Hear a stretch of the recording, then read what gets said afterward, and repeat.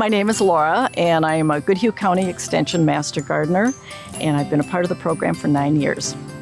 The Discovery Garden was started in 2009. Everything was built by the Master Gardeners in support of our local businesses. And then we also partner with the City of Red Wing.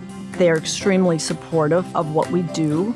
We get visitors from all over the United States, and I'm going to venture even from around the world, because people come to Red Wing from around the world. Being down here and the bright colors and the flowers, it really attracts people. There's days where it is so busy with hummingbirds, dragonflies, bees, butterflies. It's just really active down here. Children love the faerie garden. The Cook's Garden this year has been a lot of fun. There's just great produce in there this year.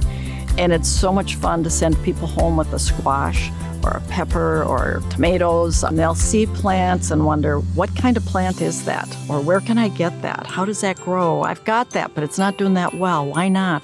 So the education piece of the Discovery Garden happens kind of naturally because people are curious and they'll ask questions. And a lot of people share their stories, which is really fun because we learn from them and their experiences. And I think we all really, really enjoy sharing our knowledge. It's been a great experience, and the support of the university, it's really terrific. So it's a good program.